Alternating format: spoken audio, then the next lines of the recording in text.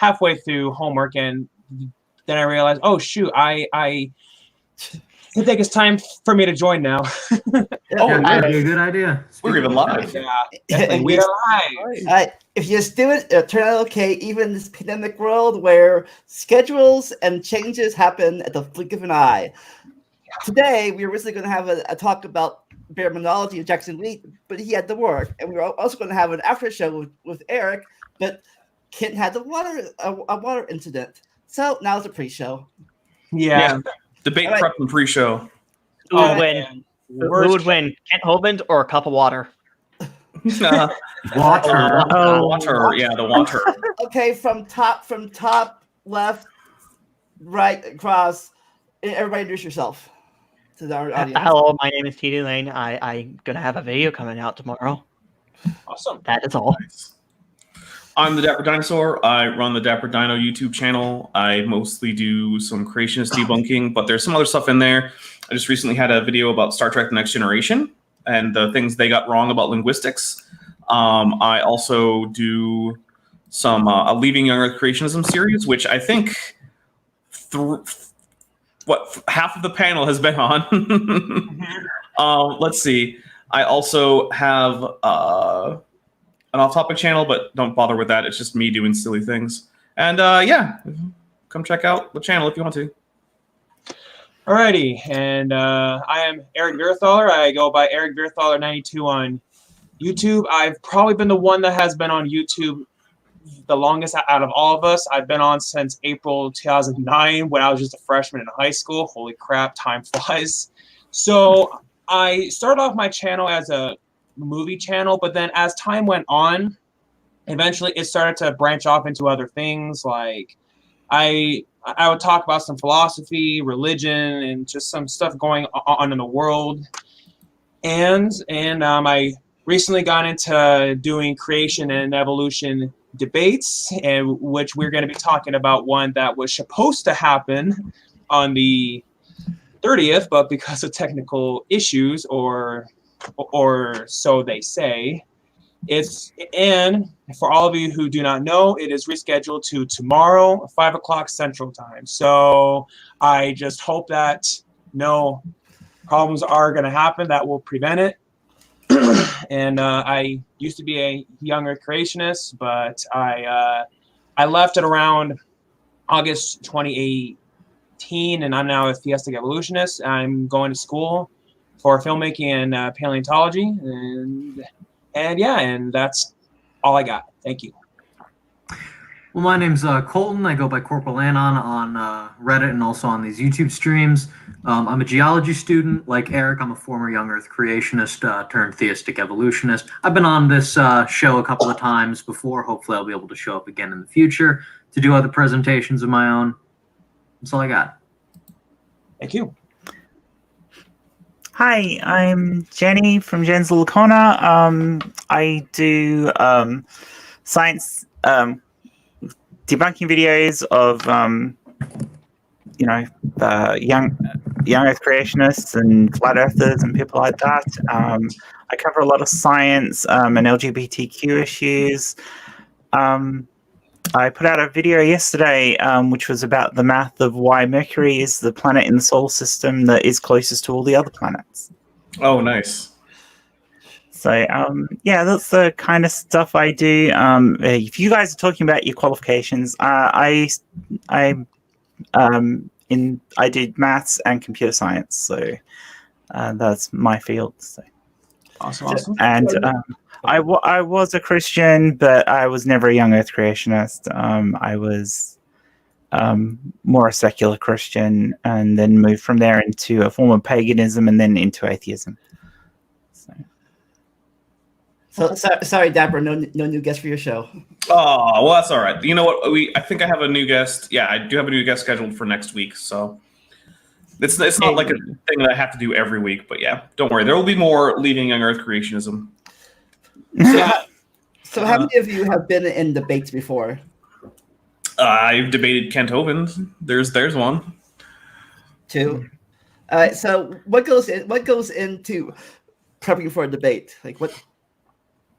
So Making sure you have the gist of what the other person generally thinks. You definitely don't want to go in unprepared. Oh yeah, and probably your biggest ally about that is do as much research about your opponent as much as possible, because if not, well, and then when they throw a bunch of stuff at you, you'll get stumped, and then that could seriously affect your performance. Yeah. I would say that the two big things you want to do is take a look at what your opponent has said in the past about whatever topic it is you're talking about.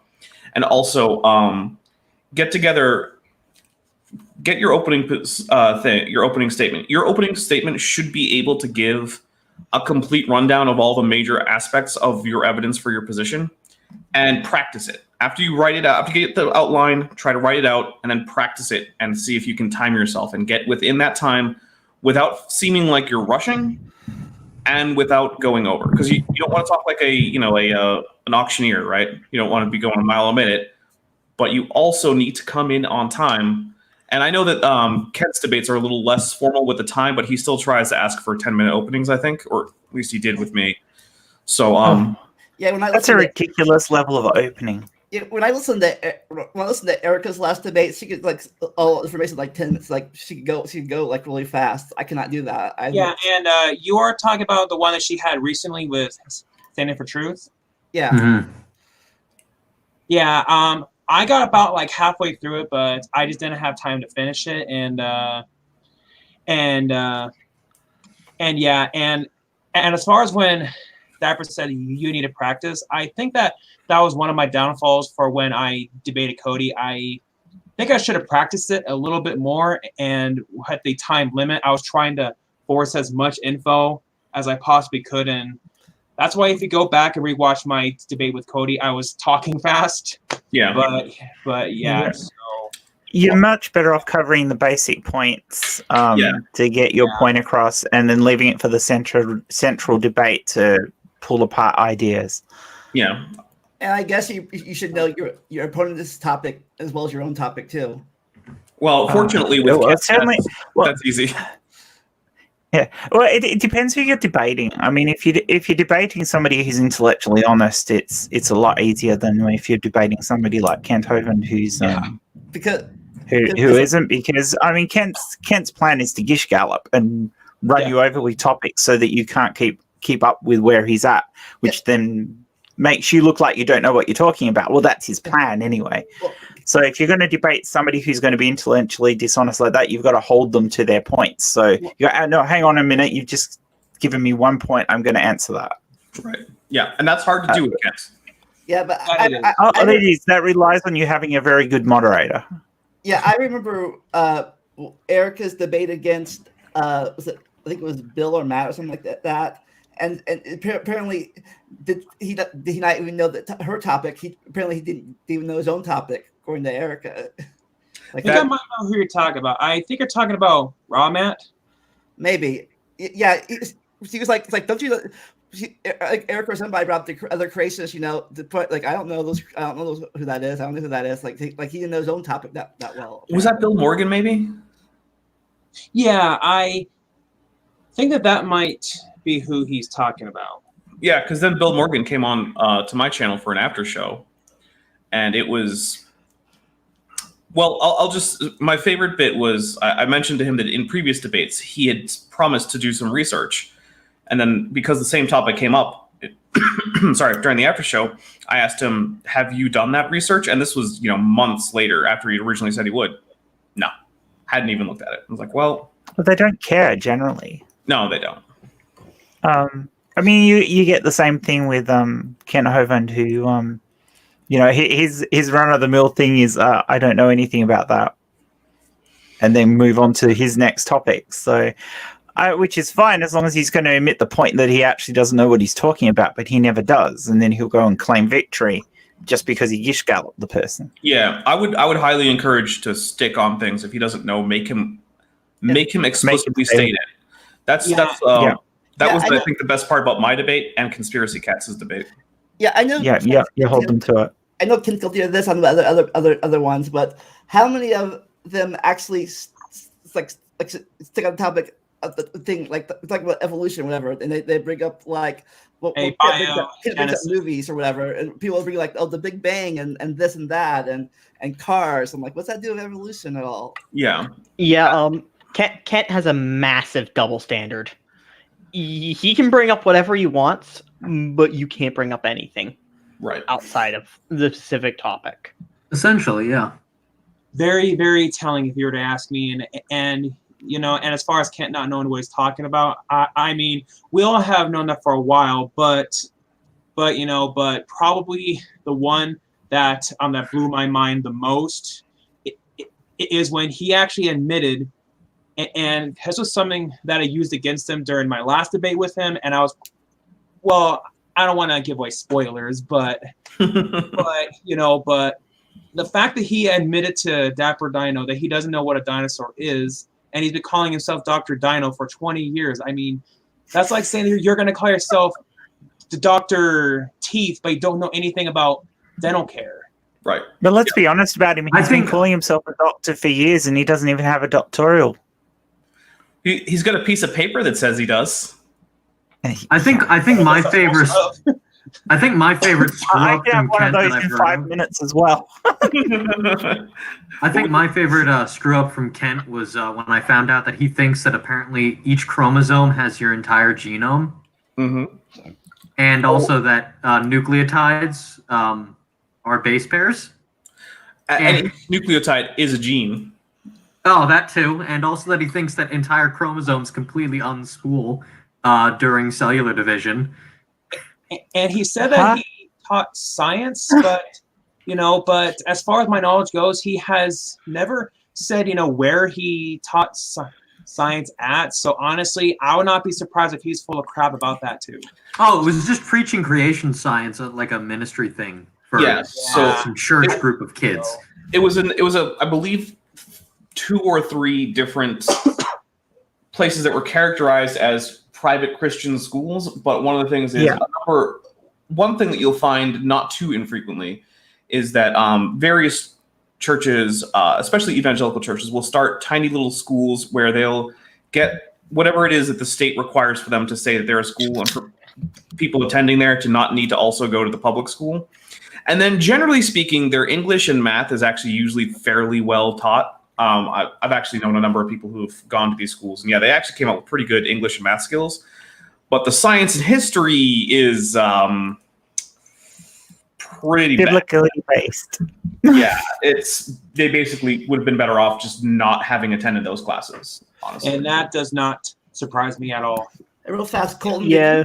Did you delete your account or anything? Because I can't find the link I had before. It's not working now. Yeah, I'm not really into making YouTube videos myself. Because I mean, you had one before, like one video. Yeah, but it was so much work just for doing that I really didn't find it that inspiring. And with how my life is going, I just haven't had as much time to make videos. I try as often as I can, but when life gets in the way, it can be easier said than done. Lately, I've had nothing but time to make videos. Going back to the education thing you were saying, Dapper, we down here we have quite heavy rules about the curriculum that schools have to teach, but I've seen the education paperwork that comes out of a fundamentalist Christian school that teaches young earth, and they teach the science, but they will teach it and then God created this. Yeah, exactly. So it's sort of there enough that they get past the rules, and then it's like, that doesn't matter because this is what the Bible says. Well, so many public schools already push evolution to the end of the course just to not stir stuff up with parents, that I'm not really surprised they can get away with that. There was this one science teacher who I met in I would say around wintertime 2018, somewhere around there. He said that he was a biology teacher, and he said that he was a Christian. And then after that, I thought to myself, hey, he teaches biology, and biology is the main idea about evolution. So that means he teaches evolution. And I thought, oh man, he must get the backlash of his entire lifetime from young Earth creationist parents and so on. And then I walked up to him and I was just asking him, hey, so if you don't mind me asking, I'm just curious like how you handle all that. And and pretty much it's pretty much the same thing that Mary Schweitzer has to deal with, like getting all this constant hate mail from young Earth creationists. I mean, Mary Schweitzer has gotten more hate mail from young Earth creationists than she has from anyone else. And so, what? But I thought the scientific community was putting a gun to her head and saying, "Prove this is biofilm, or we take away your job." That's the impression you certainly get reading what the young Earth creationists talk about it. Which is funny that you mentioned that, because the very first time that I went to this young Earth museum in my state, that was when I full on converted to YEC. There was this one young Earth creationist parent there with her kid, and then she lied about the whole soft tissue thing. She said, "Oh yeah, oh well, Museum of the Rockies had to fire her is because they said, oh well, we're gonna have to let you go. It's because that because of what you found goes against our whole model." But that never happened. She is getting a lot of money to continue this research project on this stuff. People aren't freaking out about it. They're saying, wow, if we can get some sort of protein information, that means we can reconstruct the DNA, which is really cool. But no. Assuming the DNA survived that length of time, though. Yeah. Sorry. Sorry. No, but they can use like the protein to, I think, reconstruct what the DNA code would have needed to be to get that. To some extent. Yeah. So if you get a amino acid sequence out of a protein, there's only a limited number of possible ways to get that protein out of DNA, but each amino acid can be coded for by more than one codon, so you can't fully reconstruct. It gives you a range, though. It's useful information. It would be cool if that. Yes, useful information, but you couldn't reconstruct the genome of a creature just from the protein. I mean, it'd be cool, a little bit to see if the DNA if it matches what we already know with the bone structures and stuff of the dinosaurs, whatever. The peptides she did have marked pretty close to birds. So, I mean, confirming what we've expected. I mean, that would be expected, given that birds are dinosaurs. So you can potentially, if you can get this reconstruct one of the stable genes sequences used for phylogenetics, potentially use that in those. Albeit there's numerous issues with how complete they could be. I mean, in all honesty, you'd be better off starting with an emu or a chicken and going backwards if you wanted to make a dinosaur. About a month. That's being worked on. Very fast. About a month. I hope it's not being worked on, to be honest. It is. Can you hear me? Am I dead? Am I muted? Oh, yeah. Can we let Vandalia speak? Sorry. Yes. About a month ago, I had James from Modern Day Debate on the show, and we talked about debates and stuff, and how they've kind of like changed or evolved through the day. It's not before they had the debate, the opening, the rebuttal, all that stuff. Now it's more like an opening and a discussion. Like, you think debates have changed like from the time, like from a few years ago when they had the Ken versus Bill debate to debates now? Yeah. If you were to go on that channel, Modern Day Debate, and then you compare, like the video production and the quality overall from like the older videos to the ones now, you definitely can see a contrast. But yet, it is understandable. It's because that is how most big channels start off. All of them start off small and then they work their way up. But I meant how debates themselves, have they changed? Oh yeah, they have significantly higher quality. Yeah, now it seems like that they're really doing a lot of flat Earth debates when they used to not do those at all. And then different question altogether. Different question. I mean, like old school debates, like in front of people, right. I'm not talking about the quality of debates and stuff. I'm talking about the how debates. The change of format. how they're structured themselves, how they used to have this happens now, this happens now, this happens now. Now it's more like an open discussion than actual debate. It's they're not counter out. From what I've seen, they're not counter arguing with each other. There's talking now. Well, I think that I makes think sense that's developed for the need for people to see dumpster fires more than anything else. Because if you have a structured debate, you generally don't end up in a dumpster fire. But if you have an open discussion, you will get there. But yeah, definitely the most heated debate on there, at least the one I've seen, was definitely the one that was on like that Texas tour with Nathan Thompson and Team Skeptic. Oh man, that one got heated. And you know, as much as I love Team Skeptic, you know, as much as he's right on the topic, I kind of think he let his emotions get to him a little bit too much during. Yeah, I don't think he actually performed well in that debate. Which is sad. It was because, trust me, I really wanted him to win, but the fact that he just had to resort to ad hominem attacks without actually trying to refute what he said, man, that was a debate I was so disappointed about. But you ever got angry in the middle of the debate, like you had to hold yourself down? Yeah, Nathan and Team do have a past together, so that could probably play into it. It doesn't help that Nathan's a bit of an asshole too, so he tends to wind people up. And if you can't control that, you're just going to respond to be part of that. Only a bit?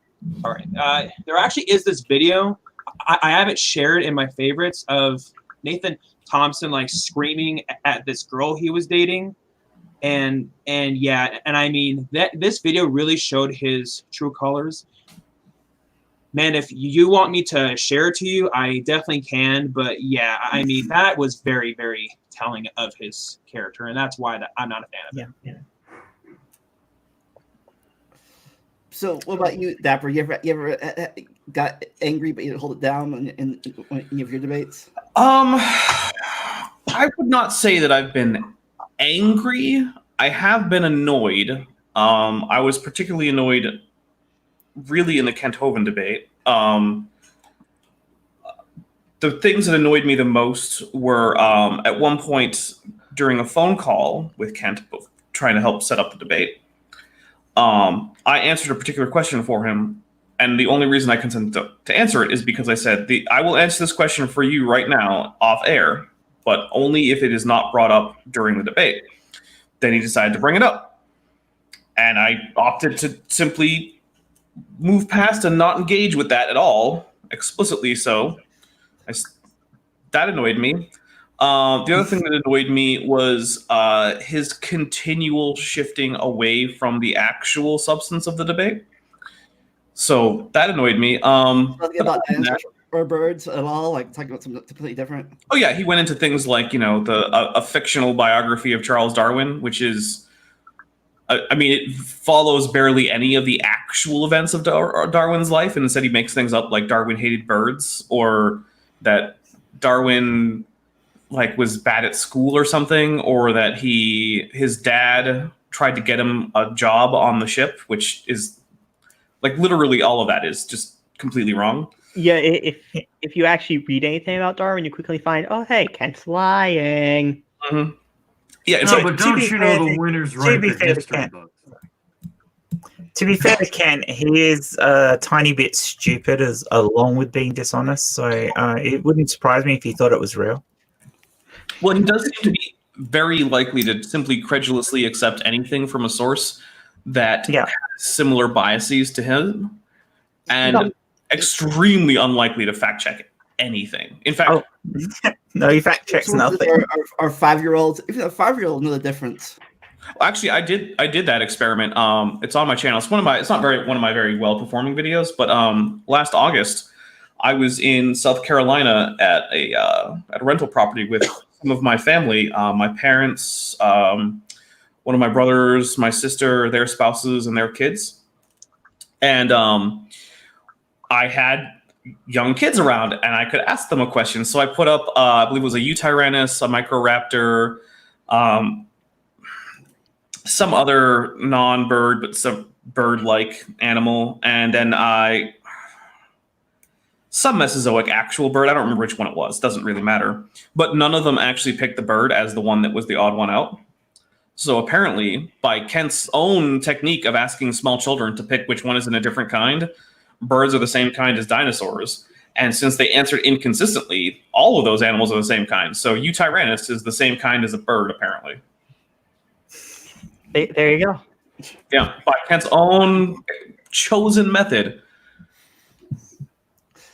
Yeah, there have been a lot of things that have irritated me about him, like when I was setting up this new debate with him, I made it very clear the debate topic is are birds dinosaurs? But then his secretary said, oh, well, the topic's going to be did dinosaurs live with people along if birds are dinosaurs? And I was like, wait. No, I never said this topic is did people live with dinosaurs? And besides, I already did that debate with him. And then right before the debate, Kent had on his screen, did dinosaurs turn to birds? I was like, Kent, are you kidding me? I have told you so many times the debate is are birds dinosaurs? And then right before the debate started, he changed it. Well, then you can say, do people live with dinosaurs? You say yes, they did. I'm eating one right now.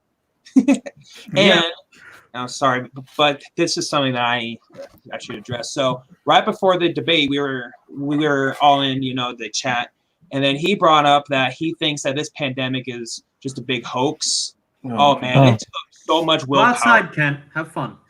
That's all I mean, it took so much willpower for me to just not burst out yelling at him, calling him a moron. It's like, this thing is definitely not a hoax. People have died from it.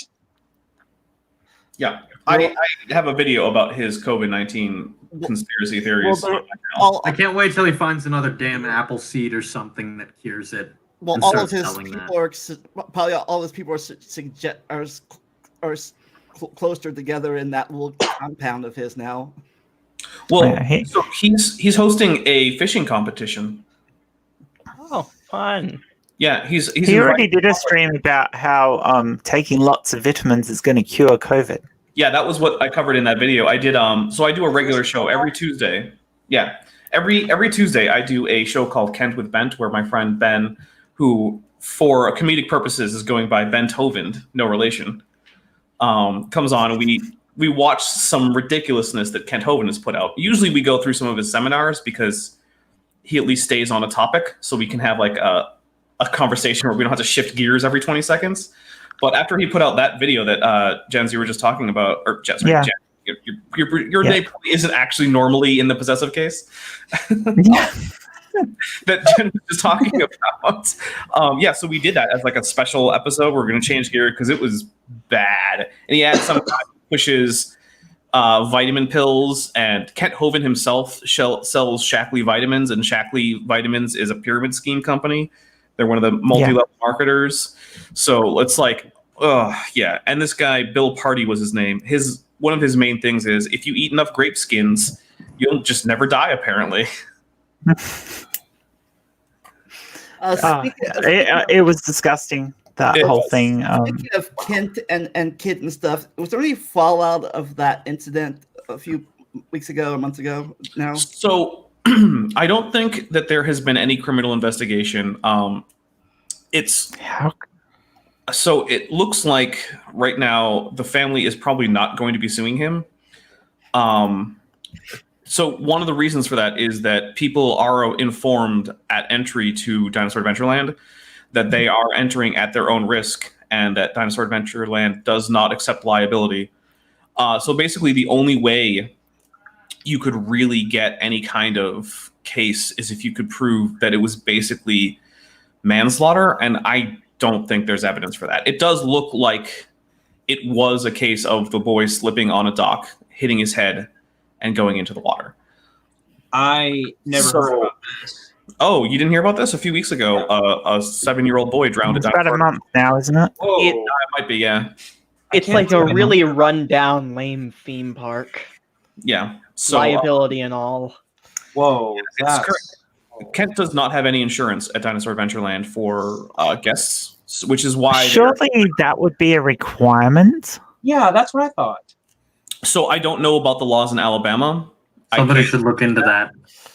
But So that's one of the things is I don't know what he's technically characterizing this enterprise as legally, and there are ways to reduce your liability by having people sign waivers.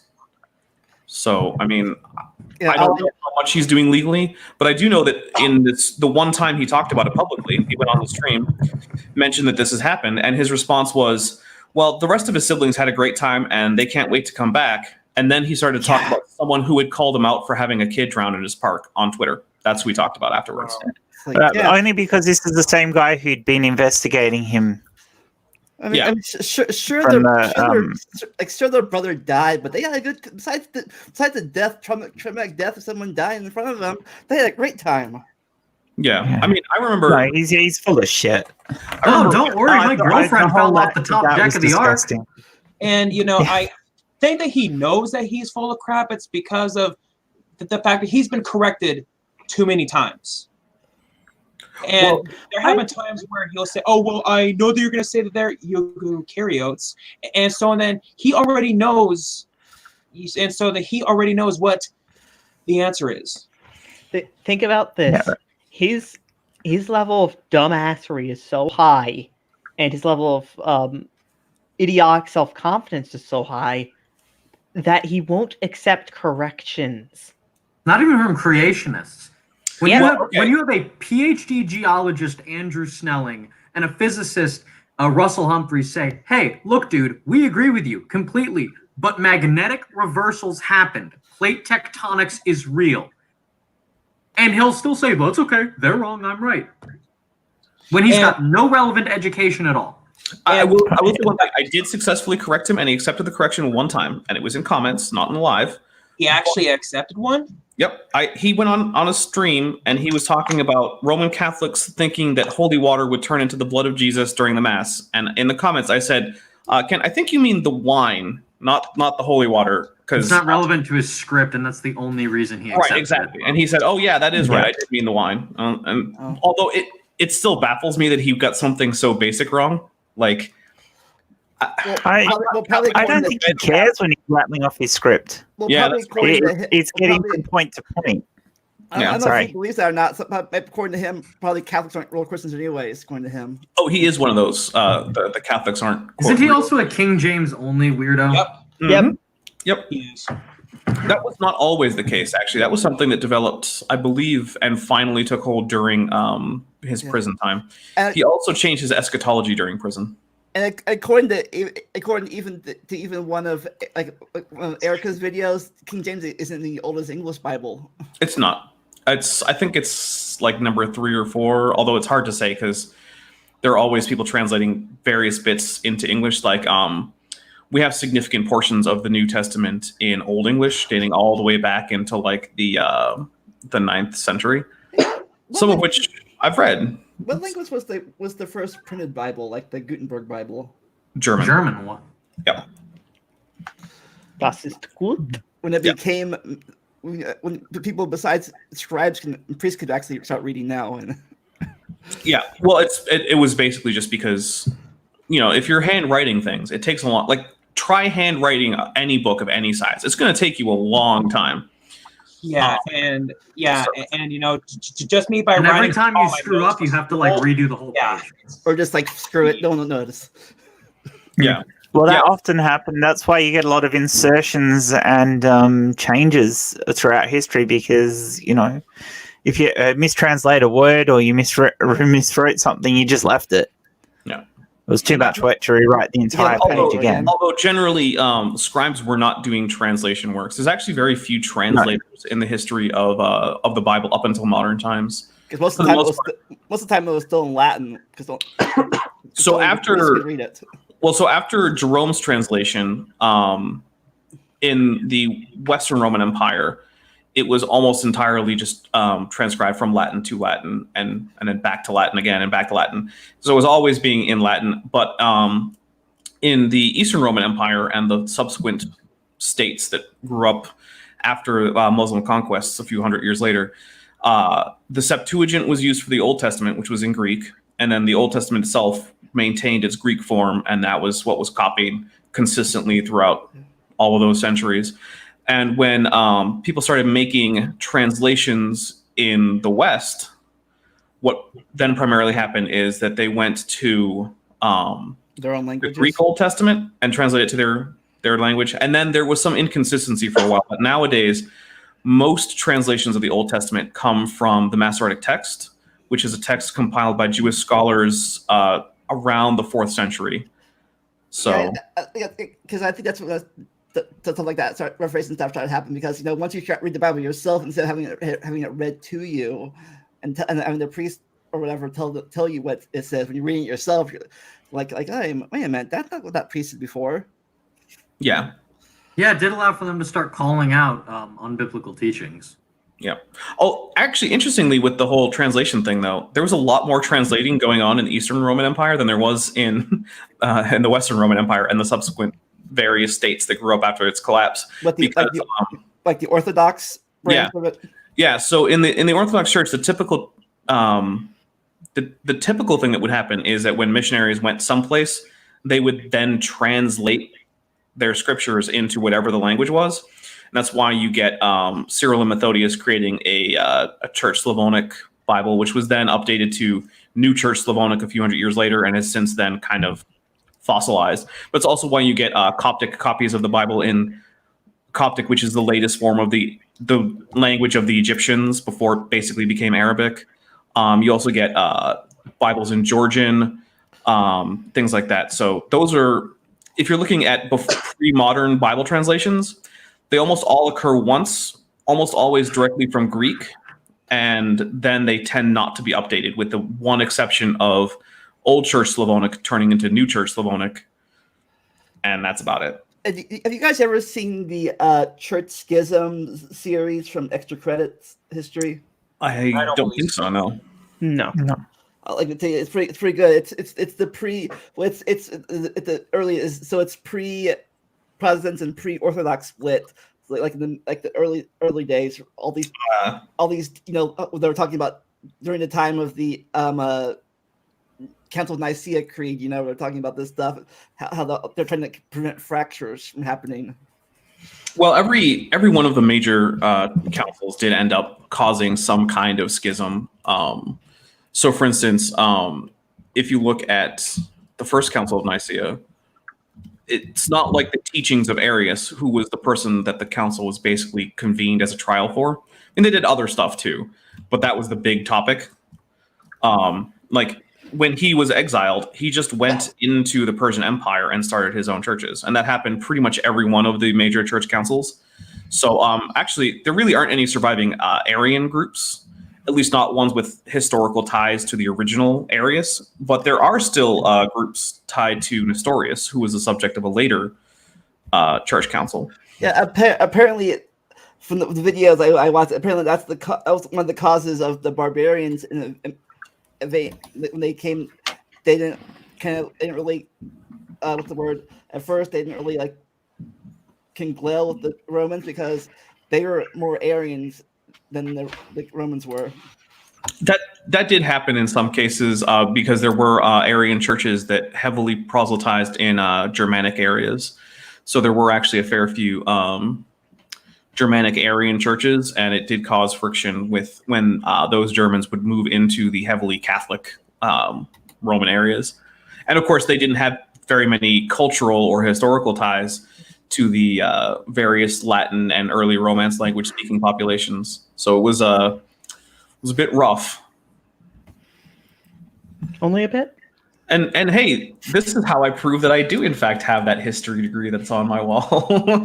Yeah. From what I remember, it involved a lot of barbarians, Rome practically burning to the ground, and various successor states fighting over the remains. Yeah, I sent you the video playlist in the private chat. Oh, cool. And also, my video is in there about if you want to see Kent Hovind getting genetics amazingly wrong, like just to a level that you will have a hard time believing actually occurred. That's there. And it's also one where I like to thank Dead Kennedy in Space. I don't know if you guys know who he is. Who? Yeah. But Dead Kennedy in Space did me a really big favor because this was recorded back in December where I had been sick for like a week and a half. and I just couldn't record. I recorded like the intro or something. I don't even know if I did that. But yeah, he did all the audio work for me, and I am eternally grateful because I think it came out really well. He's got a great voice for all this stuff, and yeah, thank you very much if you are watching this or ever do Dead Candy in Space. I really appreciate it. Just realized I wasn't subscribed to your Dapper. Oh, really? Yeah. Yeah, Well, sorry about that. now you are. Now I am. All right. Well, there you go. Thank you. I really do appreciate it. Yeah. So Jen, you're from Australia, right? So you're more in the area of Ken Ham and Ray Comfort. Uh-oh. Oh, Well, yeah. Wow. New Ray Zealand. Comfort's New Zealand, but yeah. Yeah. Let's. And Ken Ham's yours now. We're not taking him back. Yeah, you guys shipped him over here, and we can't get rid of him now. Yeah, but you guys Yeah, heard we don't want Andrew him. Snelling, and I have a problem with that. So are they dumber or smarter than Kent? Smarter. Absolutely smarter. I wouldn't call Ken Ham smarter than him. I would call AIG smarter than him.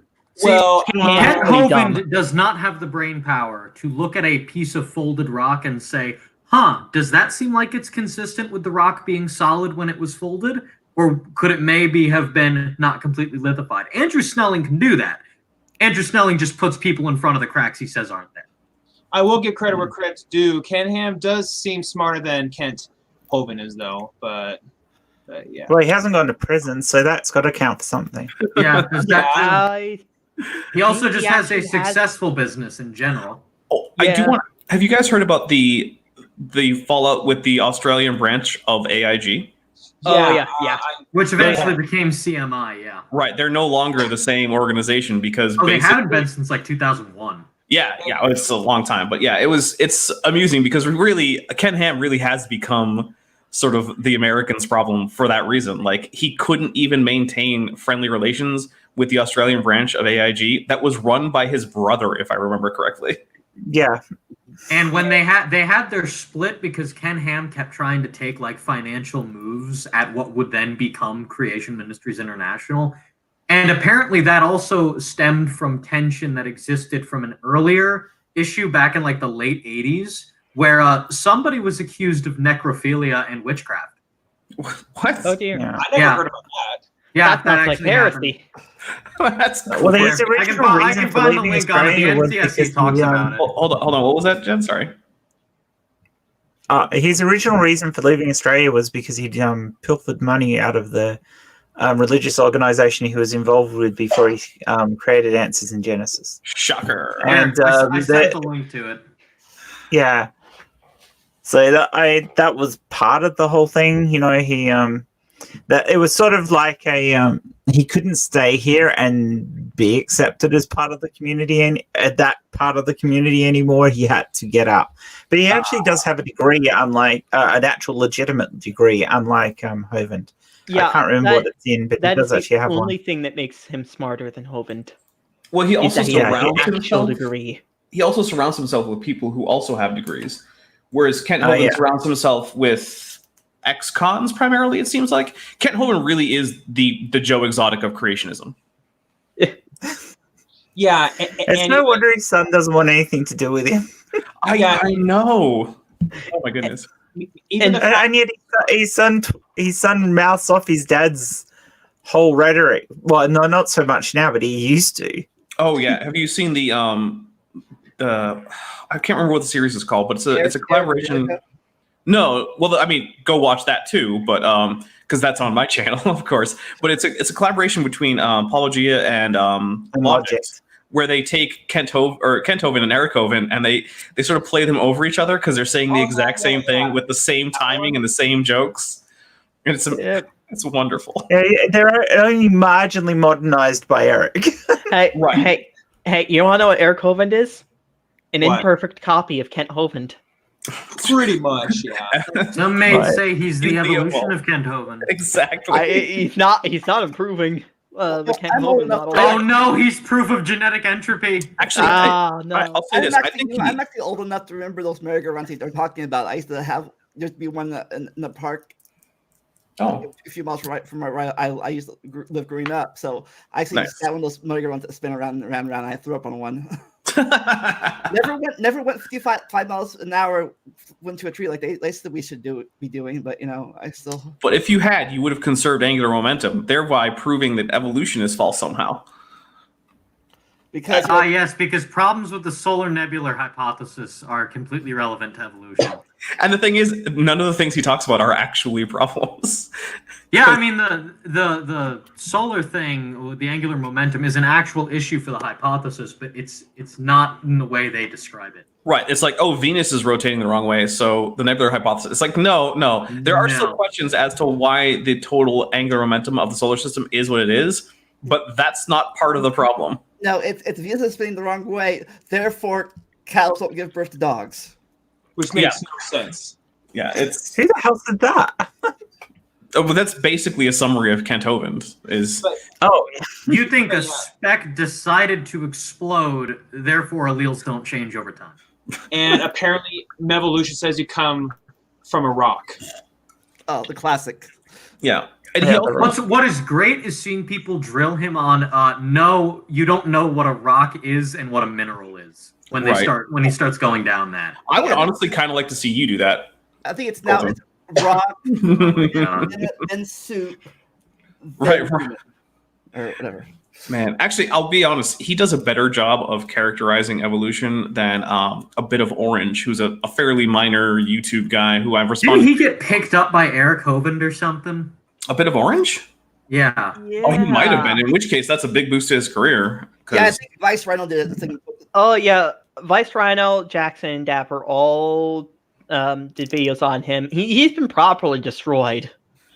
Yeah, well, so he has this diagram of quote unquote evolution, and it basically starts with a picture of a rock, a picture of like Campbell's chicken soup, then a picture of an earthworm, then a picture of a goldfish, then a picture of a frog, I'm gonna go then a picture of, I think, a squirrel, then a picture of a chimpanzee, and then, or no, the squirrel branches into a wolf at one side, and then goes to a chimpanzee on the other side, and then the picture of the chimpanzee has an arrow pointing to a picture of a human.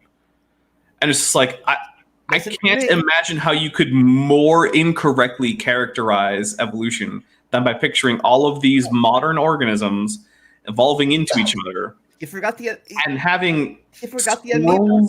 Well, yeah, he did. Actually, he might have had an amoeba or a bacterium or something in there. I don't remember exactly. But don't you know, if we came from monkeys, why are there still monkeys? That's a good question. Classic. Yeah, watch Jackson's talk with him. You'll see how he is.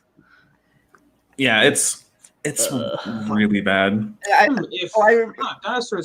If birds came from dinosaurs, then why are there dinosaurs still? Oh wait. Well, those are just bones in the dirt. Remember that one. So I have Satan they were put there by the devil to confuse us. And you can't. I have met people who you can't prove those bones had any kids. Yeah, I know. No, you're all wrong. You're all wrong. You're all wrong. Dinosaurs are aliens from Planet X. Oh no! It's that what's it called? Like Nibiru or something? The planet that is always somehow like a year away from hitting Earth. You know what's great about Nibiru is that the orbital mechanics don't even work. If you actually try to set that up in like a simulation, Nibiru, like a Nibiru thing, because the idea is supposed to be it has like a 10,000 year orbit and it's extremely eccentric, right? Well, okay, you can establish an extremely eccentric orbit that has a period of 10,000 years, and you can make it so it crosses Earth's orbit. But what you find is that if you run that after a few orbits, one of one thing is going to happen. Nibiru will have a gravitational interaction with Jupiter or Saturn, and it will be ejected from the solar system entirely. Model universe sandbox. I think it was Bill's debate that it might have been another debate too, but it was Bill's debate that he told Kent where it's population, not individuals. Yeah, Bill Ludlow. Yeah. Yeah. Oh, one thing. You can't prove those bones had kids. Like, well, maybe they didn't, but other people, there are other people besides him in the world, you know. But we know that those species had kids. You know why? Because we found them being buried, giving birth after they get caught in an unfortunate landslide. And which is funny about that, it's because YEC's actually used that as something like to try to prove, the worldwide flood. But yes, because termites and sandslides don't happen. Well, they do though. I love him trying to convince people that the Grand Canyon was all made at one time by the flood. No, see, what you got to do is you got to find where they contradict each other, because you'll have creationists like Andrew Snelling who say all the layers were soft so it could be carved fast, and then you have creationists like Michael Lord who say no. There are so many instances of the layers in the Grand Canyon having boulders and blocks of underlying layers mixed in with them that they had to have been solid within days mid-flood. Yeah. As if the heat from that lithification wouldn't metamorphize them. Yeah. Mm. You see, I remember one scene from Logic's video viewing Kent's thing where he's like this floodwater Grand Canyon. It went this way, all of a sudden turned around, went back around, went backwards for a second, went back that way again, and zigzagged a bit. And Doesn't Kent always try to compare it to the Scablands? I don't. Scablands are Mount did St. happen. Helens. I think he usually uses Mount St. Helens. Does he actually use the Scablands? I don't remember him doing so. Somebody I has. don't- So question Somebody does. It might have been Kent doing that more recently, but I'm not sure. It could have been even been Eric that used the Scablands, and I'm just confusing them because they're so much alike. And and there was like Eric has a question, guys. So, sorry about that. So, when I was a YEC, when I used to watch his sermons, there's just something that I would always go like, what in the world? And a lot of people probably think the same thing too. Maybe he's trying to be funny about it, but if he is, it's really not that funny. It's just stupid. About how he calls National Geographic National Pornographic. Yeah. My response, dude, I'm That's not sorry to be your funny. wife won't show you some titty because you're too fundamentalist, but that's not anybody else's problem. which But yeah, which The wife? fact he says that at church, Good question. at church out of all places, it's like, Yeah, I've heard a number of people who are actually generally Hovind fans be somewhat shocked at that, and it's like I don't think it's a good idea. I know what he's doing. He's trying to do the Rush Limbaugh thing, because Rush Limbaugh has that thing where he's like, oh, I'll take some name and I'll make a little pun out of it, and it's extremely childish, and I don't know why he bothers any of them. And it's not like it's a thing isolated to, crazy right-wing people or anyone else. I mean, I've heard lots of people do it. I don't know why anyone does it. It never works well. Oh, Don't do it.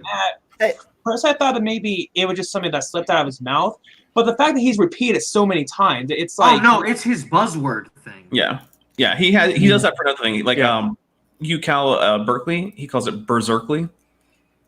right, yeah, if he's trying to be funny, then Oh, he fails is. epically. You Yeah, mean it's where he's randomly going against people on the airplanes, whatever. Fundamentalist has no sense of humor. Sky's blue. I was going to go there, Vandalia. He's. Oh, I met this scientist on an airplane, or when I was on a bus. And I go, no, you didn't, Ken. Well, yeah. Because I know scientists. We had a 15-minute talk, and I convinced him of the truth of the global Because I know flood. scientists on the planes and buses are like, hey guys, I'm a scientist right now on a bus. I'm sitting right here. We're talking about evolution, Well, see, what the thing is, you can always tell because scientists are legally obligated to wear their lab coats everywhere, and if they ever take it off, it means they're no longer a scientist, so they even shower with them. So you can always tell. Have I been doing it wrong? I've been leaving I my imagine beakers at Ken home. does that because he thinks he's a scientist. Oh God, Kent does You that. know what? You know what I love? Nathan Thompson even said the same thing. He said that he's a scientist. Yeah, excuse me.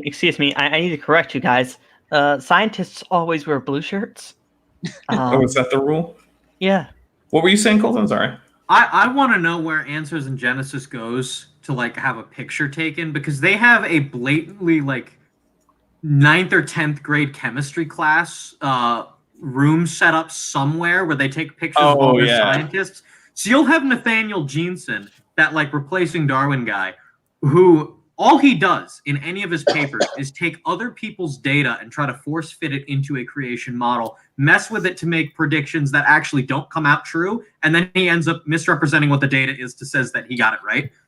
And then they'll take pictures of him in this chemistry room with beakers as if he's doing any of that. So And he'll have his papers printed out and taped to the wall, and it's just sad. So I think that is actually a location at the Creation Museum, because not that long ago. So AIG has been doing a lot of live streams recently because it's all they can do because of all the various shelter in place or stay at home orders and whatnot. Yeah. So not that long ago, they did a live stream where it's this guy, I don't even remember his name, but he did a bunch of really cringy young Earth creationist kid videos where he and an anthropomorphic ceratopsian would go around finding evidence for the flood in the fossil Mark record. Armitage. No, it wasn't Mark Armitage. No, I know. But like they just did this thing where like they put a fossil inside some sand in a plastic container and they showed people how to plaster wrap it so you could for transport. So I didn't actually really pay super a lot of attention, but at the beginning they said where they were and they said it was some like science discovery classroom or something at the Creation Museum. So apparently that's actually a room somewhere in the Creation Museum that's not on the normal. That wouldn't surprise me then. Yeah, It won't surprise. and it looks just like a high school chemistry or bio lab where like you might dissect a frog or something. Except most high school labs don't actually have the chemicals sitting out where people can get to them. Well, they didn't in that video. I don't know if like I don't know what they do with like chemicals and parts. I don't even know what they normally do in there when they're not live streaming. Oh, yeah, come on. It's going to be water with food coloring. I mean, you can learn stuff from that too. Diffusion. That's what I was True. thinking too. Yeah. I mean, you Like gotta what colors mixed together to make what other colors? yeah, that's all. Hey, you know what? As someone who does a fair bit of art, that's an important thing. It is. I mean, I'll give some credit where it's due. You can learn a lot from water and food coloring. Water. Well, that's Ken Hogan. This is more of a Ken Ham, but yeah. I think his name is Buddy. That guy. Yeah, Buddy Davis. That might be it. Not him. Yeah, Buddy absolutely. Davis. Is he Canadian? Because that would be brilliant. I don't know. I don't believe in evolution. I know creation. Hey, Let's find You out. might remember, I think it was Ray Comfort's blob to dog analysis. His what? Don't you know that this like meatball has to grow eyes, 4 legs, and a tail, somehow learn to survive on land, and then has to find another meatball which turned into a dog and grew the exact same things but happened to be a girl? That's like his thing, I'm pretty sure, is what Ray Comfort says. Yeah, that's one of the crazier things that you get out of creation is like, Yeah.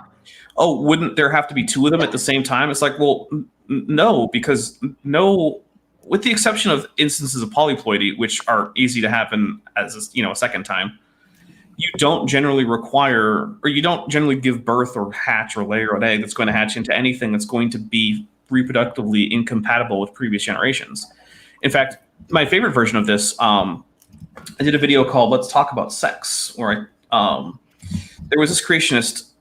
He's fairly minor, but he used to do like a weekly show or something in front of a bad green screen. But he had these series of little rants that he went on about creation and evolution. One of them was about sex. And his main argument seemed to be that because any change in the shape of an intromittent organ on a male would make it incompatible with whatever reproductive tract of a female organism is, that invalidates the possibility of any change in reproductive strategy among any clade, I guess. And one of the points that I made in the video is that he belongs to a species that has a fairly wide range of size and shape of intromittent organ.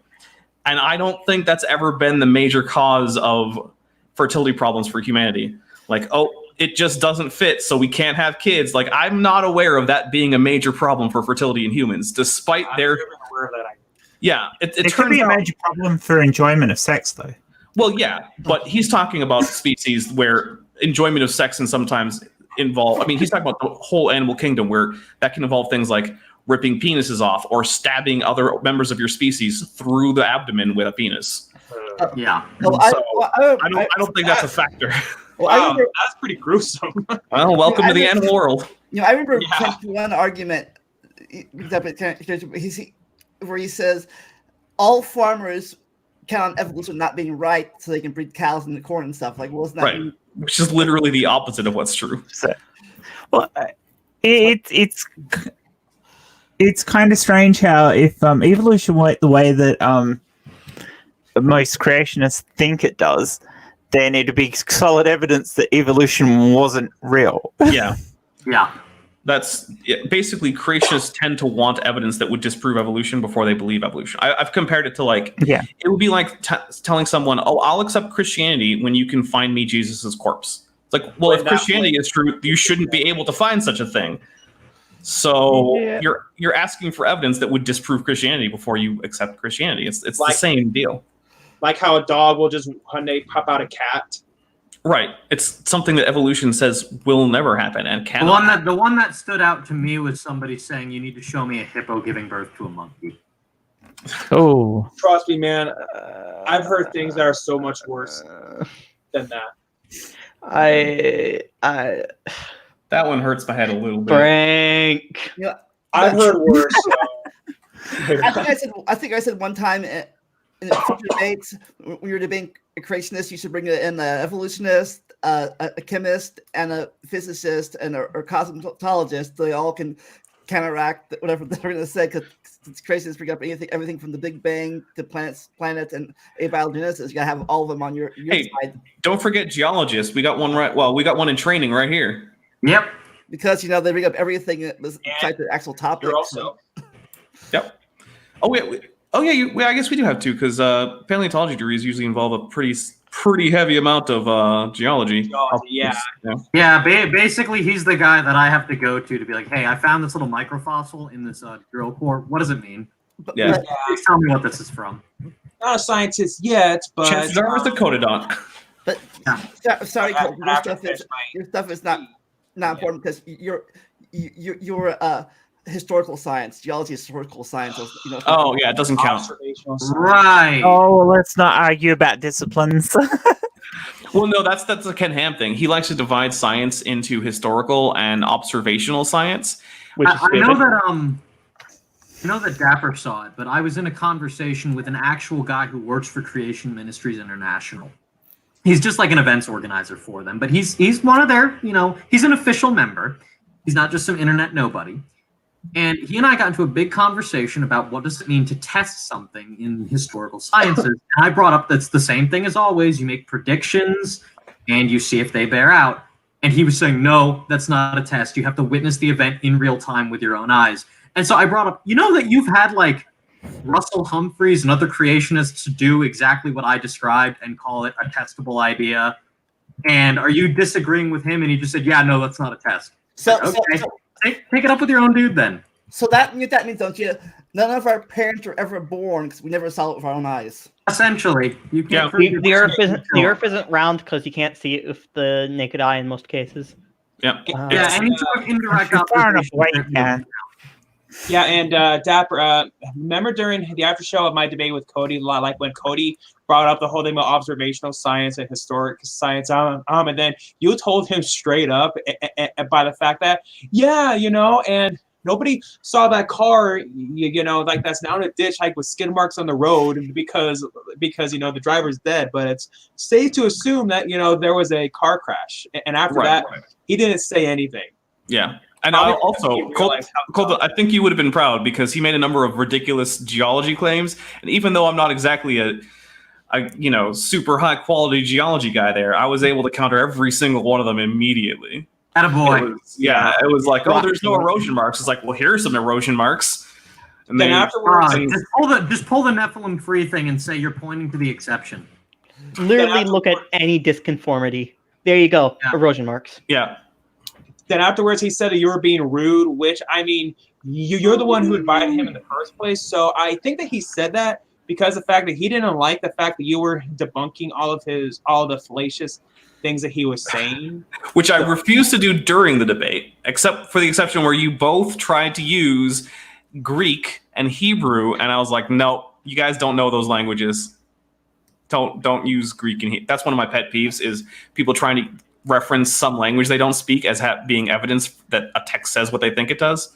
Unless you actually know the language, don't do that. Speaking of debates, has Ken what's the word? Like distance himself or like made enemies of all the debate channels out there besides his own because he's no longer on that one show. He's no longer going on Modern Day Debate. I don't think he's going to go on a Marvel Girls channel anymore. Yeah, he's not on the Steve McRae show either anymore. So, yeah, Steve. He got pissed at Steve because Steve didn't let him talk over Aaron. He got pissed with modern day debates. I don't fucking know why. I know why. And he seems to be pissed with Marvel Girl because AT2 told him to stop grandstanding. Yep. So AT2's told him to stop grandstanding, which was perfectly fair. And his thing with modern day debate, I'll say it's a little bit more reasonable than the other ones, which is that after he had to leave, it was the debate with Professor Dave Explains. Dave then continued on to speak disparagingly about Kent for a fair bit of time. And that's the one that seems the least unreasonable. But even then, like, I'm pretty sure that James would have done the same thing for Kent if Dave had to just bow out early. Kent would have been able to continue on answering questions from the audience. Yeah, I'm sorry, but Kent talks disparagingly about everybody constantly on his channel. I mean, look at any of his whack and atheist things where he basically his entire argument is you're a dummy and I'm going to explain why by referencing things that have nothing to do with what you're talking about. It's ad hominem, the show. Well, it's insult the show. Yeah. There is I do like to maintain the difference. If I say, oh, hey, you're wrong and you're an idiot, that's not an ad hominem. If I say you're an idiot and therefore you're wrong, that is. Oh, he does some of that on there. It's been bad. On Reddit, and he said, "Oh yeah, that's typical. You don't have to say any sort of therefore, even in a subtle sense, in order for it to be an ad hom." Basically, he was just saying, if I say it's an ad hom, it is. So Eric, that is not how it works. Your debate's gonna be tomorrow now, hopefully, right? Eric? What? Your debate's tomorrow, right? Yes. Plan to. Yes, it is. Yes, it is tomorrow at 5 p.m. Central Time. So yeah, we'll just have to see if there's not going to be any technical. That's 3 Pacific. Let's see. So it'd be 5 his time, 4 my time, and so I'm not sure where else that you all live as far as time zones go. Sure. Yeah. I also see. That's why I said you should have other people do your debates host your debates for you. So stuff like that don't happen. You can't. Oh, it'll still happen. Kent has had plenty of on-air technical glitches on other channels. True, I guess. And in fact, during my debate, his router reset, according to him. And so, if you watch it on my channel, I have 2 versions. I have the original version that I just straight uploaded right from what I was recording on my computer, and then I have the audio remaster where I took sound bites from Kent's audio and mixed them in with mine, from his version of the debate, mixed it into mine to make the audio a little bit better. And I also I chose to cut out almost the entirety of that little glitch because it was like 2 or 3 minutes of just me on a black screen talking to Kent's audience and saying, hey, Kent's audience, I'm sorry about this. I hope we come back if you want to check out my channel. And like, that's like, I wasn't going to be a jerk about it, but like, yeah, he does that a lot. He's done it on Steve McRae's channel. He's had audio and visual glitches on Modern Day Debate. He doesn't understand technology at all. No, well, he admits that too. To be somewhat fair to him, he admits that he has a tech guy and he's the one who controls all that. And By the way, how much of Ken's I don't think all of Ken's debate, but how much of his Ken's debate is or other people's debate, crazy debate, is them trying to sell their own merch? It's big with AIG. They're the ones who are the worst at just adding in commercial pitches everywhere. And what's funny, last time when I debated Kent, he did the same thing with his closing statement. They were saying, "Oh, well, buy this DVD." And Kent does it. I find it less obnoxious than AIG, just because he makes it a smaller part. Like every time I watch an AIG talk, like they drag someone out to talk about something that's not even in their field every once in a while in their little room where they did the Bill Nye debate. I shouldn't say little; it's actually a pretty big room, but. Every time it ends with at least 10 to 12 minutes of just putting up merchandise on screen, whether it be books or whatever. Oh, it does, doesn't it? Yeah, you're like, they're awful. And evolution is wrong. Therefore, by the way, I'm sponsored by Coke. Anyways, yeah, buy our books, buy our videos. I mean, okay, look, I show on my channel too. Every single one of my videos ends with a little thing like, oh, hey, if you want to help the channel out, I have a Patreon and I have a Amazon wish list, and you can do these things, right? We all do, but we don't like to do the middle of a discussion of something. Right. And we don't do it for multiple minutes. Like my entire outro thing where like I tell people like, hey, you can go support me if you want. It's like, I think it's about 30 seconds to 40 seconds each time. Actually, I have to record a new one because there are new and changed patrons, so now I had to update my end credit scene. So if you guys have suggestions as to what I do for the new end credit scene, let me know. And there have been a few, well, not a few, only one conspiracy going around as to why we have to reschedule. Some people have said that it was because of my opening was just that powerful and like that it made him run away. I don't think he's self-aware enough for that. I will be more convinced of that if the same thing happens again tomorrow. So it's the same debate you're going to have, or is it the brand new debate that they want you to have? So if they try changing the topic again, I'll have to make it clear to him it's our birds, dinosaurs. But, this is definitely going to be my last time ever debating Ken Hovind. And now it was enough to deal with him the first time. The only reason why I'm debating him again is the only reason why I went out of my way to debate him again is because that before Bill Ludwell passed away, when he found out I was going to debate Hovind on if dinosaurs lived with people, Bill wanted me to ask Kent the question, so if dinosaurs and people coexisted 6,000 years ago, well, then why haven't we ever found any fossilized dinosaur saddles? So unfortunately, I forgot to ask him that, and then I felt really, really bad about that. And then since Bill passed away, that made me feel even worse. And then I thought that, hey, maybe a good way,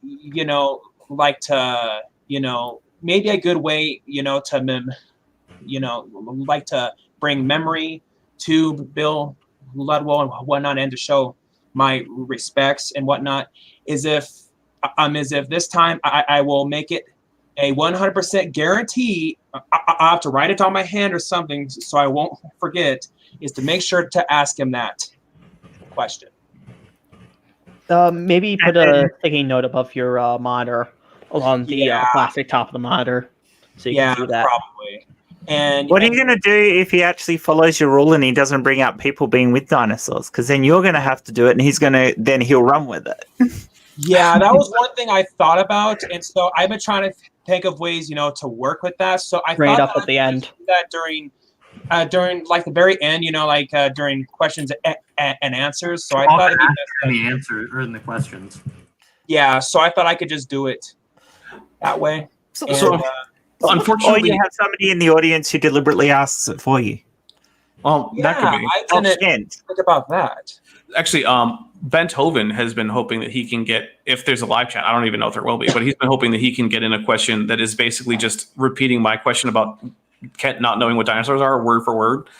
Because I asked Kent to get him to admit it. That's one of the tricks with Kent. To get him to admit ignorance, you have to phrase a question in a way that doesn't look like it's obviously asking that particular question. So, for instance, when I got him to admit he doesn't know what a dinosaur is, it was by asking him how he could identify a dinosaur if he found one in the field.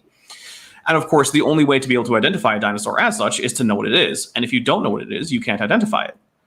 And he said that he didn't know how he could identify a dinosaur as such in the field. And that is exactly the same thing as not knowing what a dinosaur is. So, by the way, what's the deal with, I think everyone can especially bringing up cars and word processors in the evolution debate? It's just an analogy to try and take man-made design things and then pretend that the vague similarity of complexity makes them analogous to biological organisms. That's all it is. It is something that's been around for a while. But Does Kent get confused when you mention that there's two different families of dinosaurs? I think he's vaguely aware of this because every once in a while, I think he makes fun of the idea that birds are supposed to be, quote, lizard-hipped dinosaurs rather than bird-hipped. I think that's about as far as he gets. But hey, guys, I'm sorry to interrupt, but I have to head out now, so thank you all so much. And tomorrow. Eric, right before you go, I have one thing for you. Okay. If you're doing slides, which I recommend because they're helpful, have slides for all of his common retorts so that when it's time for you to come back from them, you just have a slide for it already. It was one of the more effective things I think I did. So like have a slide. What'd be really cool is if you had his slides with his wrong stuff crossed out and the right things put in. Yeah, but like I had a slide for his thing about, you can't tell if the fossils had any kids. I had a slide for his SpongeBob imagination thing. So yeah, work on that. Not to give away spoilers. I do have something planned for that, but I'm not going to give away spoilers. So look forward to my debate tomorrow. Whether or not if it'll be live, we'll just have to find out tomorrow, 5 p.m. And Dabber, you tell us the after show on your channel afterwards, or that's currently planned. I'm not sure when it will be. We'll have to work on that. Yeah, the after show was supposed to be today, actually, but yeah. So we're Eric and I will talk about that. I probably can't be this Saturday, but we might just do an extra stream in the middle of the week for just some time. But later, Eric, and unfortunately, I also have to get going pretty soon. Right, well, so before we wrap this up, then you guys want to plug whatever happened on your channel soon? I'll let Eric go. I think he's on a closer time crunch. Yeah. So, anyways, like I said, I'm lacking time to make videos, so I really don't know what all I got planned. If I got anything planned, they're gonna have to be short videos, maybe a few debunking YEC stuff, maybe a few movie stuff. It's really kind of up in the air, and so it's unknown right now. But the obvious one is my friend and I, Michael, will be debating Kent Hovind on if birds are dinosaurs. Right. Okay. All right. You're coming. For me, let's see. Thank you, Tuesday. bye. Tuesday is Kent with Bent 25. We're going to be starting up with Kent Hovind Seminar 7, where he does Q&A. So it's actually a fairly interesting one to watch if you're a fan of Kent Hovind getting things horribly wrong and being unable to actually think on his feet. So that'll be Tuesday. I think it might actually be earlier in the day, like noon Pacific, just because I think my co-host is not expecting actually to go into work that day because he works in a hospital, but his particular job has been largely furloughed because the hospital is no longer performing anything that isn't like an immediately necessary thing. And he works in a field where his job saves people's lives on the order of like months to years most of the time, and not days or hours, which is what the hospital is restricting itself to. So, yeah. So we might be doing that early in the day. Like when he doesn't work on Tuesdays, we usually do them sometime around noon Pacific, 3 p.m. Eastern. So look forward to that. Let's see, that'll be Tuesday. Thursday will probably be the final episode of Noah's Zookeeper, where we go through a seminar given by Karina Altman, the AIG zookeeper or head zookeeper or something like that, where she's talking about biological evolution, because as everyone knows, nothing qualifies you more to talk about biochemistry and genetics than taking care of llamas. So it's more qualified than a geologist, but it's still not good. Barely. Then let's see. Let's see. Then Saturday, so a week from today, I am planning on having another Leaving Our Earth Creationism. Then the Tuesday after that might actually end up being another episode of Eric with Erica, because I believe at that point, rather than stopping with most of the procedures that my co-host normally goes on, instead they're going to be ramping them up like crazy and trying to get in as many as they can. So he's probably going to be doing a lot of overtime. So we might go to an Eric with Erica, which is where I do a similar thing with Eric Hovind instead of Kent Hovind. And instead of having my friend who goes by Bent Hovind, no relation, we'll have Erica from Gutsick Gibbon. So that way I still get to keep with the wonderful wordplay. Erica Hovind, no relation? No, she's not going by Erica Hovind. She's going by Erica from the Gutsick Gibbon channel. And also, if you haven't checked out her channel, she's absolutely amazing. Yes, go check her out. Yeah. She and I do a lot of stuff together. So she's been on my channel a dozen times, maybe. I've been on hers 3 or 4. I think when she starts live streaming, which after me having taught her how to do it, she's saying that she was planning to do it a little bit more. So if she You'll have to introduce us because I've been dying to meet her. Yes, he's been on here like 3 or 4 times. Yeah, Erica she's a very nice woman. I'm a big fan of Erica. That's why I have her on my channel so much. And as far as I'm concerned, if you're subscribed to me, you should be subscribed to Erica, because if you're I am. yeah, well, good. Because basically, my point is, like, if you're not subscribed to both of us, you're missing a fair bit of the content that each of us put out. Basically, Yeah, it's like school and stuff. No one's like, you can't learn everything. You gotta focus on one. You gotta focus on one topic in school. Yeah, and that's one of the reasons I like to have her on so much, is because, like, my knowledge on things like primatology and human evolution, it's not terrible, but it's not very good. Whereas, I have a lot of the stuff about, like, Mesozoic diapsids, especially dinosaurs and things like that, and the various organisms showing the evolution of birds or other groups of dinosaurs, ceratopsians, all this stuff. And so whereas Erica doesn't have a lot of that, so we basically, when both of us are together, if it's to do with paleontology and evolution, there's a really good chance that one of us is going to know what's going on. So, and I'm the expert on Japanese visual novels. Well, there you go. Well, there you go. When I start to cover that, I'll know who to talk to. Although, spoilers, I'm probably not going to cover it anytime soon. So even the covering Star Trek was a bit of an anomaly, and it was only because my top patron requested it as a video request. That would be more of a topic for your Top Hats Off channel. Yeah, that's true. I do have a channel called Top Hats Off. You can find the link on my main channel.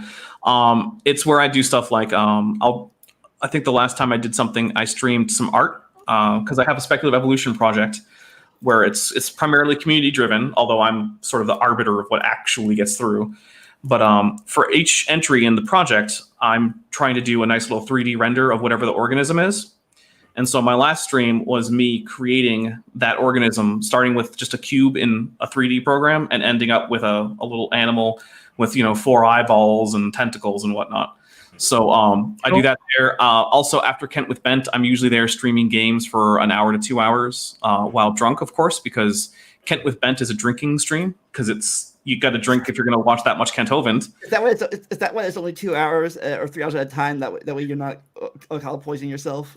Basically, we did a 5-hour one once, and I took like a day and a half to recover from that. I usually am okay the next morning after Kent with Bent, but sometimes. All right, well, I'm gonna get going. Check out my stuff. Also, nice to meet you, Dapper. Oh, it was nice to meet you too, and thank you I really appreciate you subscribing. And I was following you on Twitter, so I have no idea why I wasn't subscribed. Oh, you're one of those. I have a few of those. Yeah, I follow lots of people on Twitter. All right. Well, thank you very much. Thank you, Vandelli, for having me on, and I will talk to you guys later. See ya, Dapper. Yeah, I gotta go too. See ya. Thank you. So Jen, anything coming from your channel? I'm going to bring out a couple more maths videos this week. I'm going to be describing how we got to figure out that the area of a circle is pi r squared, and also discussing how we calculate areas under a curve. So a little bit of calculus, but I'm not going to go deep into how it is. I'm going to take it from Archimedes' principles of calculating the infinites, which was the basis of which is what calculus is, but Archimedes took it from a different set of principles to derive the concepts of areas of a circle and stuff. So, T. Delane, about you? Anything coming up on your channel? I've got a video coming out at 10 a.m. tomorrow morning about relative dating in geology. Cool. So yeah, I actually am gonna go re-record the audio of a section of that after this and re-edit it and re-render it. Oh, I guess I'm also gonna cook some bratwurst for dinner. Well, for me, the rest of this week, if I can really record it today, gonna keep on doing the Let's Plays of Steins Gate and Danganronpa. If you check those out, you should check it out if you're into visual novels. And then next Saturday, hopefully no emergencies, Jackson will be on the channel talking about baraminology. I'm going to come for that because I know he has something planned. That's going to be such an interesting topic. That's going to be something. So I guess if anybody wants to come look at the Sci Strikes movie night has been moved to today. Oh yeah, Yeah. I'm I'm gonna hopefully be watching there. that. I'm gonna Yeah. be on Nevermore Tavern at 9 o'clock with Jay, and hopefully if that ends soon enough, then God, my butt's going to be so sore from sitting in this chair. Then hopefully I'll be on movie night as well. So do you guys have a closing catchphrase that you say on your shows? You want to say it now? Oh, I do. No. So please, guys, because I know you're all wonderful, try not to choke on that selfie stick. All right. And as I always say, never stop learning and enjoy the randomness. We'll see you next time.